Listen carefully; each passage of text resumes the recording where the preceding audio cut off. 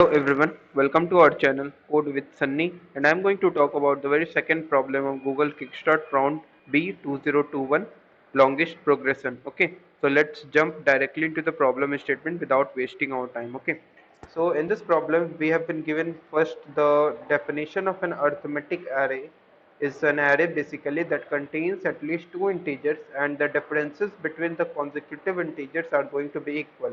Okay, note that the term differences between the consecutive integers, it is not going to talk about the absolute value of the differences, it is only talking about the differences between the consecutive integers. Okay, so this difference can be negative. Okay, for example, you can see, let's talk about some arithmetic array. You can see 9, 7, 5 and 3.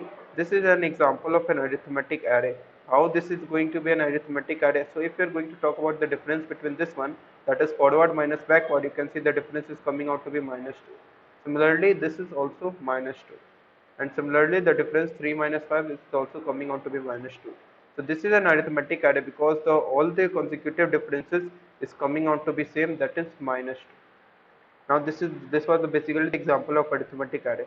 Now we have been given an array of n non-negative integers. Okay, the ith integer of the array is basically ai, and we can replace at most one element in the array with any integer that we want. Okay, so basically we have been given an array of size n, and all the values of the array are going to be non-negative, and we can replace any one element, that is at most one element, that is either we leave the array as it is or we are going to choose any index I within the bounds of the array, and we can replace the ith element with any integer that we want. Okay, now there is a definition. Okay, so for an array A, Saraswati defines subarray as any contiguous part of the array A, and we have to help this girl determine the length of the longest possible arithmetic subarray. Okay, that she can create by replacing at most one element in the original array. Okay, so basically the problem boils down to find out the longest arithmetic subarray. This is an example of arithmetic subarray. That is we have been given any array, and we have to find it out what is the longest arithmetic subarray, that is subarray having the same consecutive differences, and we can change any at most one element. Either we can leave the array as it is or we are going to make any one change any ith element of the array to any integer that we want, and we have to find it out the length of the longest possible arithmetic subarray that we can get. Okay, so let's talk about the constraints, then we are going to find it out the best solution of this problem efficiently. Okay, in the best possible way, that is at most n is going to vary up to 3 into 10 power 5. So if you want our solution to pass both of the test data, so we need to have an O of n solution or O of n log n solution, because n is going to vary up to 3 into 10 power 5. So O of n square solution will not pass. Okay, so let's move further to find it out the best solution of this problem. Okay, so let's move further. Okay, so suppose we have been given this array and we need to find out the length of longest arithmetic subarray possible for this array after changing at most one element. Okay, so if you pick this subarray, let's say, and it should be like okay, so 5 5 and this 4 and again this 3 5s. Okay, so if we find out the consecutive element differences, you can see it is coming out to be 0 and again minus 1 and then again 1, and it should be like again 0 and 0. Okay, so we want to change at most one element, that is either we can leave the array as it is or we can change at most one element. So if you want to leave the array as it is, you can see this subarray is not an arithmetic subarray because the consecutive elements of this subarray is not unique. That is, we are going to have a three distinct differences, that is 0 1 and minus 1. So if we want to change, so if you want to make this as an arithmetic subarray, let's change this 4 to 5, and if you want to let's calculate the consecutive element differences, you can see it is coming out to be 0. Okay, so this is going to be an arithmetic subarray, and this is going to be the longest arithmetic subarray of this array, and which is our answer. So length of that is 6. Okay, so this is basically the dry run. So how we are going to find the best solution, that is O of n solution of this problem. So let's move further to find it out the best possible way to solve this problem. Okay, so let's first calculate the longest, let me write it down, longest arithmetic subarray, let's say A subarray, ending at a particular index, let's say ending at a index I, ending at index I, okay, ending at index I. Oh, okay. So I'm going to just make it clear that I'm going to just calculate the longest arithmetic subarray ending at every index of this array. That is, if we are going to say what is the longest arithmetic subarray ending at this index, okay. So my subarray would be like, let's say my array would be like 5545, and we need to find what is the longest arithmetic subarray ending at this index. Okay, so you can easily see my answer would be like 4 and 5. So answer would be like 2. Length of that is 2. I need to just calculate it down. So the one question that arises in your mind, why I need to calculate it down? Okay.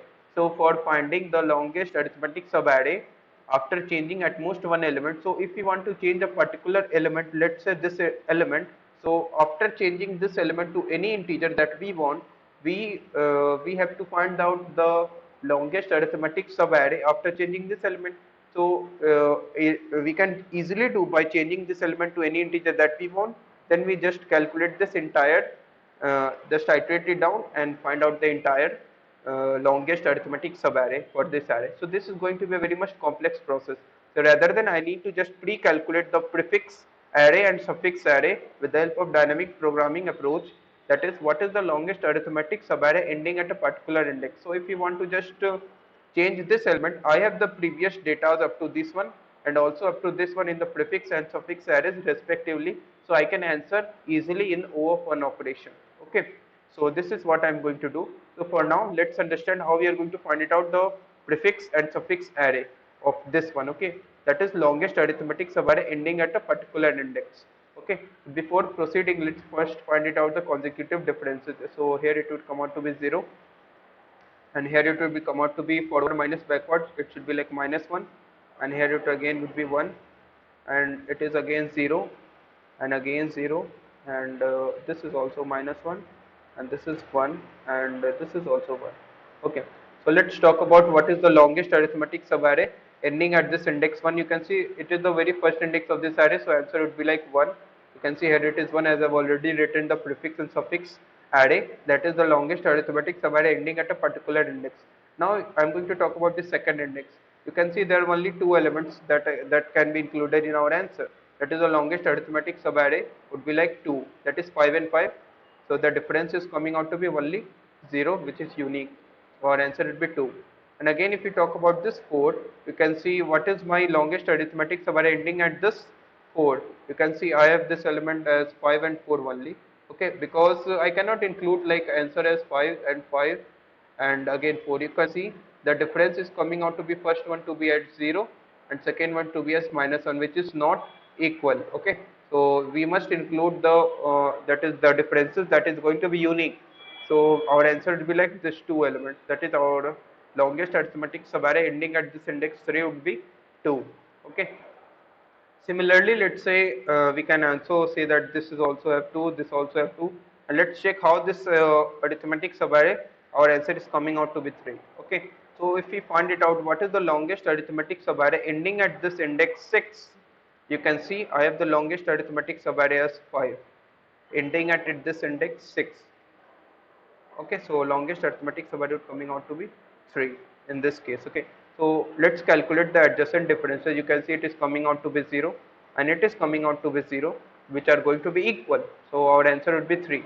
So in just previous case, you can also see if I am going to just say what is the longest arithmetic subarray ending at this index 5, you can see it is coming out to be 2. And now again, if we just append one extra element, that is the element with same value, that is 5, you can just see my answer would be incremented by the previous answer plus 1, that is this 2 plus 1, 3, because you can see that we are encountering the same differences, that is 0 and 0. This is the main key concept. Okay, so similarly I can fill up the all the answers of this prefix array, and finally you can see the last element also have a 3 value, that is the longest arithmetic subarray ending at this last element.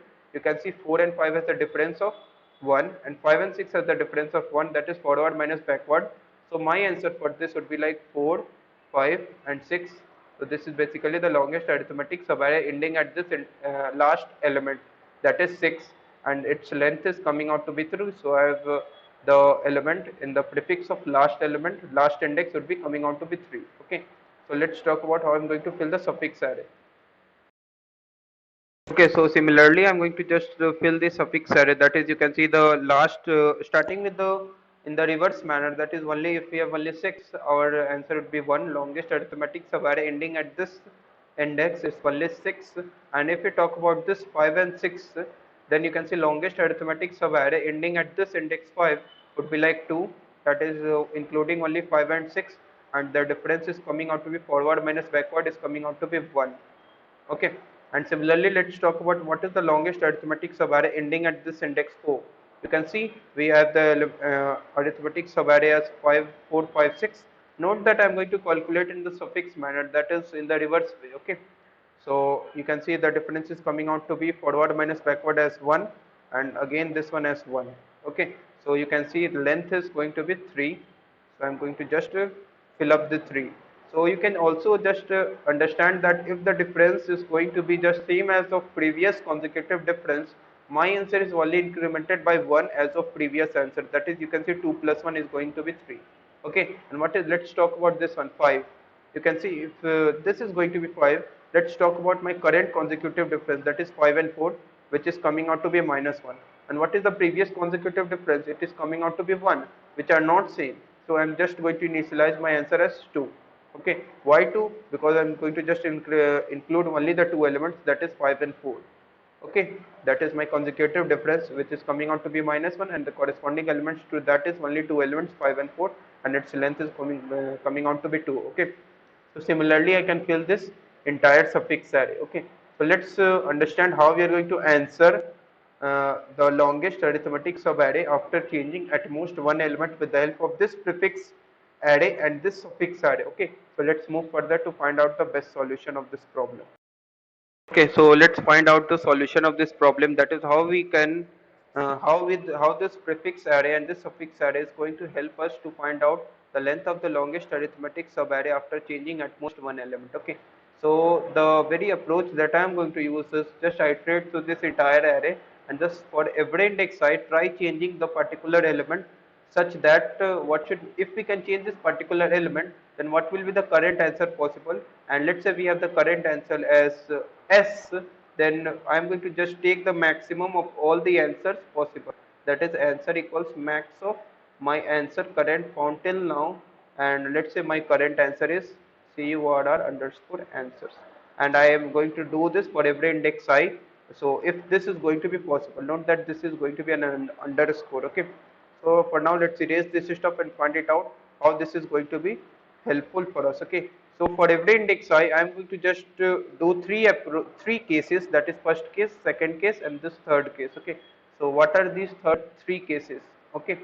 So let's say I'm at this index, and if you want to change this index, so there are three cases. The first case is favor prefix 1.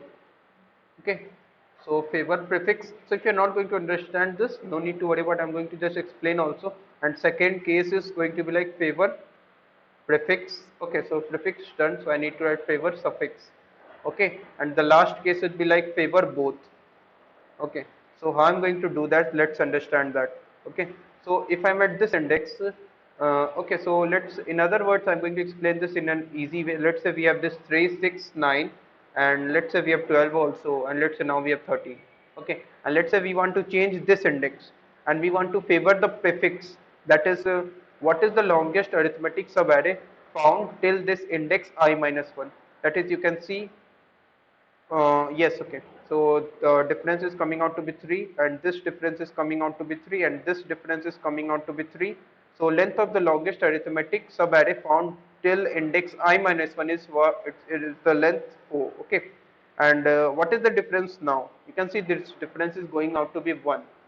Okay, so for favoring the prefix 1, I need to change this element such that the difference will come now, that is the current difference will also come out to be 3. So the most optimal way is to change this 13 to the value equal to 15. okay, so that the current difference will come out to be 3. So for favoring prefix, I need to just change this element to any of the elements, okay. So for favoring prefix, my answer would be like answer equals max of my answer found till now, and what is the current maximum answer, current answer that is possible, 1 plus prefix of I minus 1, okay. So if I minus 1 is going to be valid, okay, so this is going to be basically, you can see the maximum answer possible for this I minus 1 is actually P of I minus 1. So I can change this current element to such that the difference is going out to be favoring the prefix ones. That is, you can see in this example the difference is coming out to be 3 3 3 and 3, and now I can change my current element 13 to 15 such that the difference will continue to be same, that is again 3 rather than 1, okay. So this is for favoring prefix ones. Similarly, you can say for favoring the suffix ones, you can easily change the, you can easily say my answer would be like taking the maximum of the answers with the suffix of I plus 1, okay. So I'm just going to write the statement that will make you comfortable, okay. So answers equals max of this answer and suffix of I plus 1, and this is the actually we need to increment it by 1. So this is the maximum answer that we need to take for every index I if I plus 1 is going to be valid, okay. So for the suffix one, that is favoring suffix, we can change my current element to any of the elements such that this is going to favor the suffix part and only suffix part. I'm not going to consider now for prefix, okay.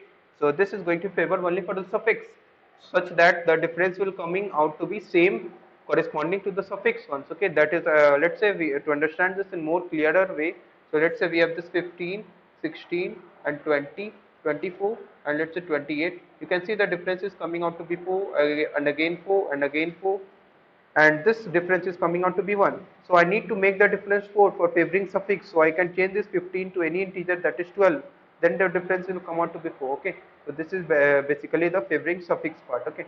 So let's talk about how we can favor this both prefix and suffix, okay. So let me erase this stuff, okay.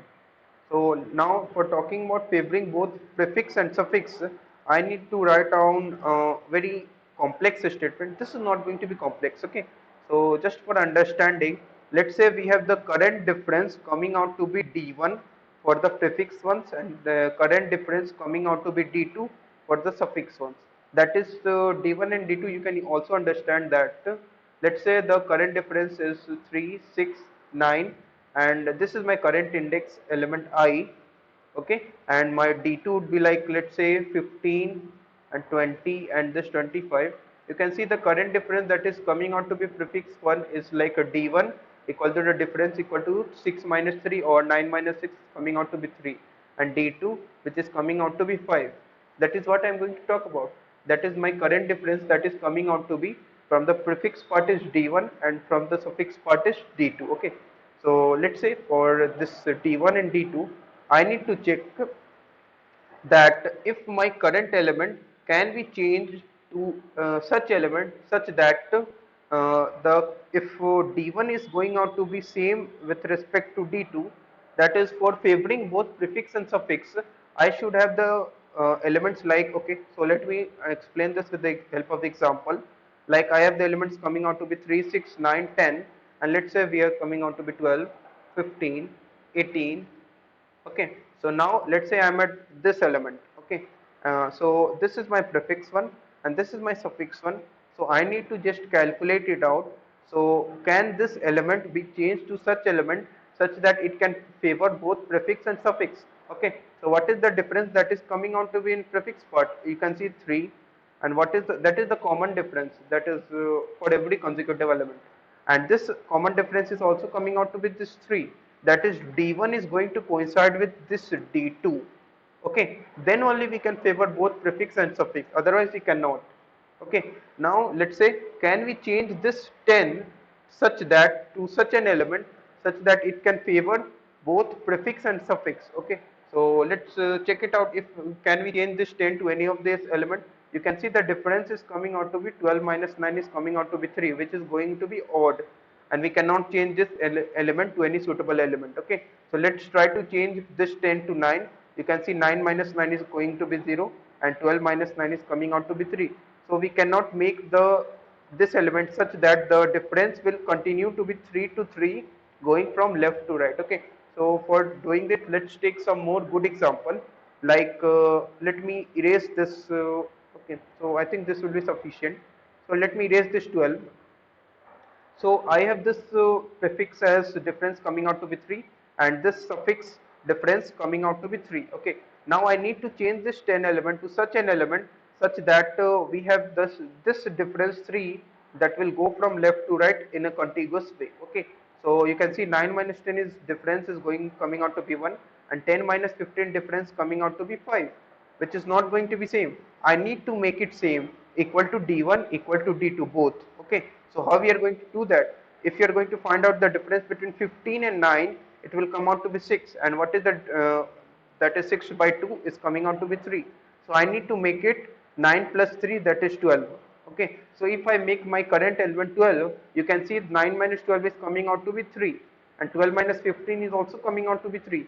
Now you can see this entire difference, or you can say this entire subarray is starting with this 3. Okay, so starting with this 3, 6, 9 and again 12 after changing that element, then 15 and then 18, all will have the difference of 3. So we can change my current element such that this will be going to favor both prefix and suffix. So if we are going to do only and only when this d1 is going to match with this d2 and the difference of this array elements, that is I plus 1 array element and I minus 1 array element, is going to be divisible by 2.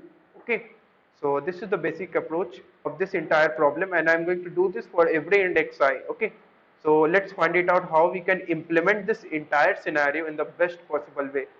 So understanding the entire concept is going to be easy, I know, but implementing this concept in coding part in C++ language or any language is going to be very much difficult. So because we have to maintain the corner cases in a best possible way. Okay, so let's move further to implement this in a coding part. Okay, so you can see here I have the code of this problem. Okay, so first let me write down the time complexity at the top of this code. That is, time complexity is going to be like O of n, and let's talk about space complexity also. That is, I have maintained an extra array, so space complexity would come out to be O of n also. Okay, so now let's head over to this. For every test case, I am going to just take it out first n, and this vector v is going to store the elements. That is, iterating from 0 to n, take the elements. Now I have a diff pref. Diff pref is going to just store the consecutive differences, that is forward element minus backward element, and diff sub is also going to do the same thing but in the reverse way, that is starting from n minus 1, and this is also basically forward minus backward. Okay, so I have just maintained these two entire arrays so as to avoid confusion while implementing my uh, implementing my approach to this problem. Okay, you can also take like directly, but I need not to be considered that to be sufficient. This is because to avoid the confusion while implementing, as I've already said. Okay, so you can see I've iterated from 1 to n, and I've just calculated diff pref, which is actually forward element minus backward element, and similarly I've done for this for diff sub, which is actually this forward element minus backward element, but I've iterated from n minus 2 up to 0. Okay, now I have this vector pref and sub, which is actually the length of the longest arithmetic subarray ending at every index I in a prefix manner and suffix manner. Okay, now you just wonder how, why I've just initialized with this 2 value. Okay, you can see I have just initialized my 0th and n minus 1th index with 1, which is actually the first element, which is always our answer for this only single element is always going out to be 1.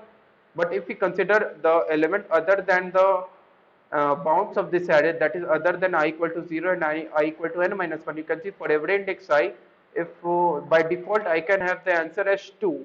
Okay, why I can have the answer as 2, you can easily see, that is if we are at this index, and by default you can see I can always take these two elements, that is 5 and 4, which is whose length is going out to be 2. Okay, so that's why I've initialized with 2. Now just I've filled this pref and this sub by iterating from forward and backward respectively. Okay, so just I've iterated for I equal to 2 and less than n, and just check it out. If diff pref of I is equal to diff ref of I minus 1. That is the my current difference and my previous difference, that is previous consecutive difference and my current consecutive difference is going out to be same. So my longest length of longest arithmetic subarray ending at my current index would be 1 plus my previous value. Okay. Similarly, I've done this for backside of the array by iterating from the backside of the array. Okay. That is diffs of a 5 is going to be equal to diffs of a 5 plus 1. That is my current answer be incremented by the previous answers. Okay.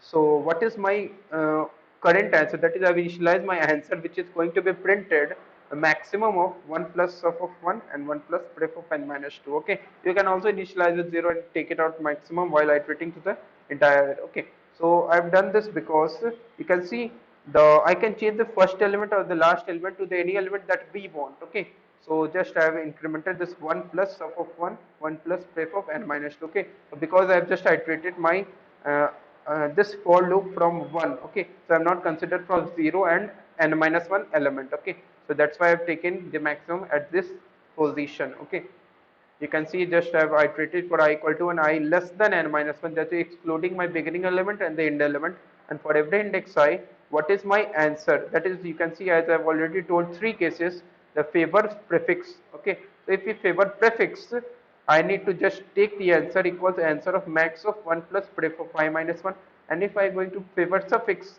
I am going to just write it down answer equals max of answer 1 plus sub of I plus 1. Okay, now I am going to check if I can favor both prefix and suffix or not. Okay, so just I have calculated the difference between the forward element and my backward element, that is v of I plus 1 minus v of I minus 1, and if this is going to be uh, uh, not divisible by 2, I'm just going to be use the continue, that is I'm not going to move proceed further for the favoring both prefix part and the suffix part and finding the length of the longest arithmetic subarray of this entire array by changing my current element.